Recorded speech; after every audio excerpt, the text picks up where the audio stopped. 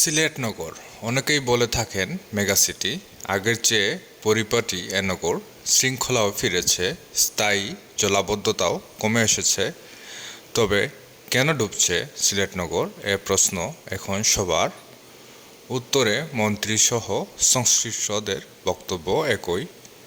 সুরমা নদীর তলদেশ ভরাট হয়ে গেছে, নগর দিয়ে প্রবাহিত 9টি ছড়া ও খাল দখল হয়ে গেছে, একের পর এক দিঘি দখল করা হয়েছে।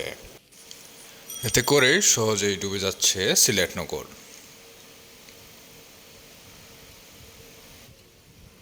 এবারের বন্যার কবলে পড়া সিলেট নগরী নিয়ে এমন কথাই জানিয়েছেন সংশ্লিষ্টরা। সিলেট সফরকালে পররাষ্ট্রমন্ত্রী ডাক্তার এ.কে আব্দুল মোমেন, সঙ্গে ছিলেন দুর্যোগ ও ত্রাণ প্রতিমন্ত্রী ডাক্তার এনামুর রহমান। তারা দুজন নগর ও আশপাশ এলাকা ঘুরে দেখেন, ত্রাণও বিতরণ করেন। সিলেট নগরী ডুবে যাওয়া প্রসঙ্গে পররাষ্ট্রমন্ত্রী জানিয়েছেন, সুরমা নদীর তলদেশ ভরাট হয়ে গেছে। আমরা সুরমা ও কুশিয়ারা খননের উদ্যোগ নিচ্ছি। এ ব্যাপারে একটি প্রকল্প গ্রহণ করা হচ্ছে। সুরমা খনন করা হলে সিলেট নগরের অনেকাংশ বেঁচে যেতে পারে। এর বাইরে ছড়া ও খাল দখল করা হয়েছে।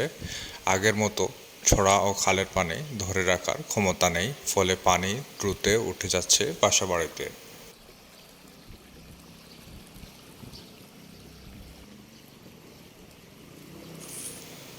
দুর্যোগ ও ত্রাণ প্রতিমন্ত্রী ডক্টর এনামুল রহমান জানিয়েছেন, বন্যার্তদের পাশে সরকার রয়েছে, তবে সিলেট নগরের এই পরিস্থিতি কী কারণে সেটি নিয়ে অবশ্য ভাবতে হবে।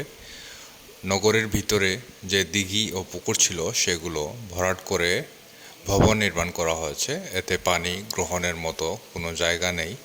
এসব ব্যাপারে অবশ্যই আমাদের নজর দিতে হবে।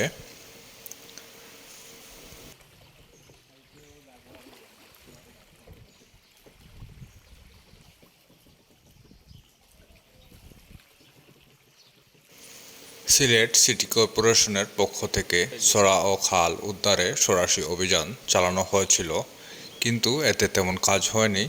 ছড়া ও খাল উদ্ধার না করেই সেখানে ওয়াকওয়ে ও গার্ডওয়াল দেওয়া হয়েছে।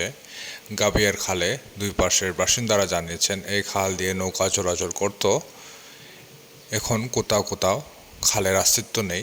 এতে করে সুরমা নদীর পানি তীরবর্তী এলাকাগুলোতে দ্রুত আঘাত হানছে।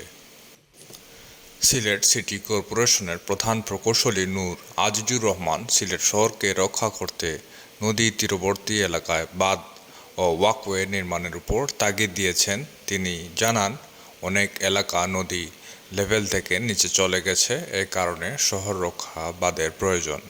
পাশাপাশি বন্যা কিংবা বৃষ্টির পানির জলাবদ্ধতা দূর করতে পাম্প দিয়ে সেচ ব্যবস্থা স্বাভাবিক করার কথা জানান।